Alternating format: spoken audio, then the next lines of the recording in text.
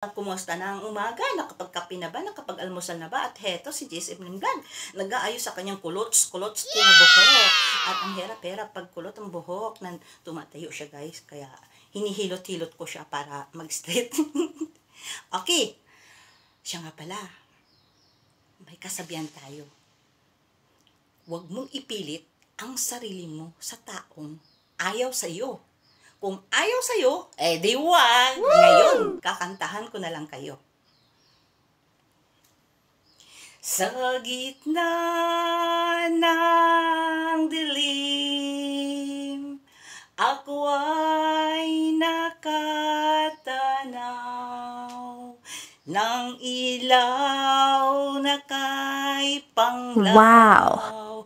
Halos di ko makita.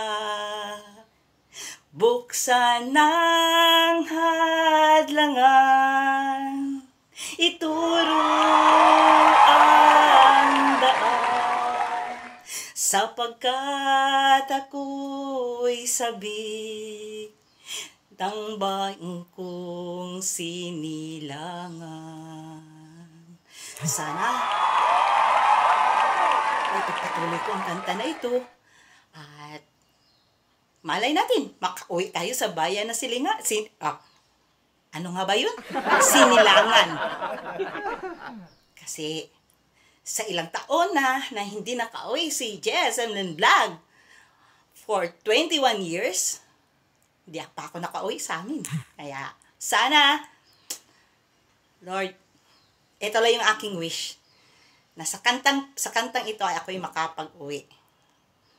Kasi, heto, panay lang na trabaho ng trabaho, syempre, unahin mo natin pansariling Kaya ngayon, kinanta ko ito palagi, itong kanta na ito, kasi, ito sa buhay ko kumbaga, matagal na gusto kong umuwi, pero hindi pa ako nakauwi. Kaya, hanggang kanta na lang muna ako, kaya, basta guys, ang importante lang sa atin, malayo man tayo sa ating pamilya, sumabak man tayo sa mga pagsubok sa buhay, ang kailangan lang maging lumaban, magpakatatag, at maging masaya lang sa buhay.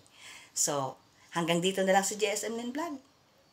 Thanks for watching. Paki-like and share lang, or pakibisita naman ang aking long form videos. Baka naman sakali ay magustuhan ninyo. Paki-help lang, malaking tulong na yan sa akin. Kung may makikita kayo diyang naglangoy-langoy na isda, huwag naman yung chakwera, okay? Malaking tulong na yan sa akin, kaya advance salamat talaga. At syempre sa aking mga reels guys, paki-support lang din.